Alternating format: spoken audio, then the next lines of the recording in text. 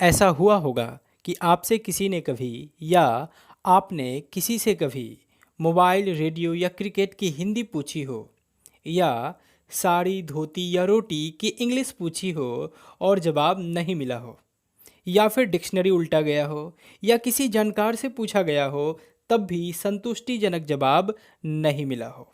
ऐसा क्यों होता है? नमस्कार, मैं एस के यादव, आपका अपना इंग्लिश लैंग्वेज टीचर। आइए समझते हैं। सामान्यतः किसी इंग्लिश शब्द का हिंदी होना या हिंदी शब्द का इंग्लिश होना तभी संभव है जब वह शब्द दोनों ही भाषा में एग्जिस्ट करता हो, अर्थात दोनों ही भाषा में पाया जाता हो। जैसे हम कहते हैं कैट अर्थात बिल्ली, या बिल्ली अर्थात कैट। ऐसा इसलिए कहते हैं क्योंकि एक ही जानवर है जिसे इंग्लिश में कैट के नाम से जाना जाता है, जबकि हिंदी में बिल्ली के नाम से। अर्थात यह जानवर पहले से, या कहे अंग्रेजों के भारत आने के पहले से, दोनों ही भाषाओं में या दोनों ही देशों में पाए जाते हैं। वहाँ इनका जन्म होता है, ना कि इन्हें एक देश से दूसरे देश में लाया जाता है। थोड़ा सा इमेजिन कीजिए, ईस्ट इंडिया कंपनी के भारत आने के बाद किसी अंग्रेज ने जब पहली बार बिल्ली देखा तो कहता है कि दिस इज ए कैट। तो वहीं खरे एक भारतीय कहता है नहीं, ये तो बिल्ली है।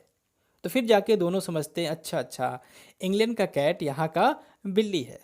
ऐसा ही उन तमाम शब्दों के साथ भी होगा जो दोनों ही भाषाओं में पाए जाते हैं।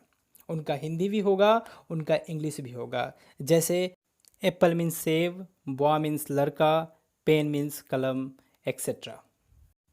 परंतु ध्यान रहे, वैसे शब्दों का हिंदी ना पूछे जिनकी पैदाइश हिंदुस्तान में नहीं हुई है, बल्कि वो इंग्लैंड से या अन्य देशों से हिंदुस्तान में लाए गए हैं। जैसे मोबाइल, चार्जर, कैलकुलेटर या कंप्यूटर। हो सकता है आपको कैलकुलेटर की हिंदी गणक या कंप्यूटर की हिंदी संगणक पता हो, परंतु क्या गणक और संगणक से आपका काम चल जाएगा? क्या इनकी यह सटीक हिंदी है? तो जवाब है नहीं। क्योंकि यदि आप किसी दुकानदार से कहते हैं कि गणक चाहिए, संगणक चाहिए, तो शायद वो आपको नहीं दे पाएगा। वही कैलकुलेटर या कंप्यूटर कहते हैं तो वो झट से आपको दे देगा। तो वैसी हिंदी का क्या मतलब जिससे आपका काम ही ना चले? और वैसे भी किसी पुस्तक या समाचार पत्रों में आपको गणक और संगणक जैसा प्रयोग नहीं मिलता है। इसलिए ऐसे शब्दों का हिंदी में लिखकर इंग्लिश स्वरूप ही प्रयोग करें, ना कि हिंदी के चक्कर में पड़े। अगला है साइकिल, मोटरसाइकिल, कार या बस, या कहें क्रिकेट, फुटबॉल या बैंक जहां हम पैसा जमा करते हैं, या पिज्ज़ा खाने वाला, जी हाँ उसे पिज्ज़ा पढ़ते हैं, बर्गर, रेडियो, वीडियो या जीन्स या टी शर्ट। ऐसे तमाम शब्द हैं जिनका इंग्लिश ही हिंदी में लिखकर प्रयोग किया जाता है। फिर से कहूँगा, इनके हिंदी के चक्कर में ना पड़ें, इनका हिंदी किसी से ना पूछें। जी हाँ, अगर कोई आपसे पूछता भी है तो ये बातें बताएं कि इनकी पैदाइश हिंदुस्तान में नहीं हुई है, इसलिए इनका हिंदी, इनका सटीक हिंदी आपको नहीं मिलेगा।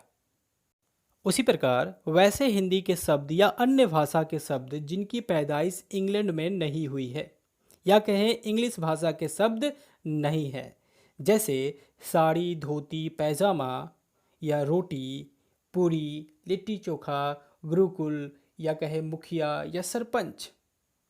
इनका इंग्लिश ना पूछें, इन्हें हूबहू इंग्लिश में लिखकर प्रयोग करें।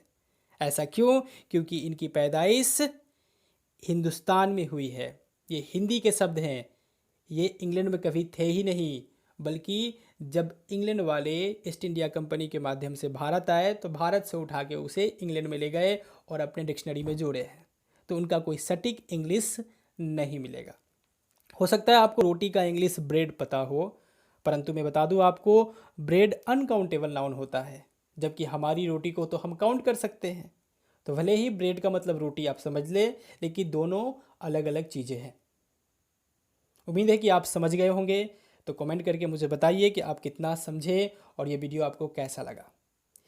इनके अलावा भी बहुत सारे शब्द हैं जिनका हिंदी या इंग्लिश नहीं होता, इसलिए आपको शब्द जिस रूप में मिले उसे याद करें और आगे बढ़ते जाए, विवादों में ना पड़े। Okay, good bye.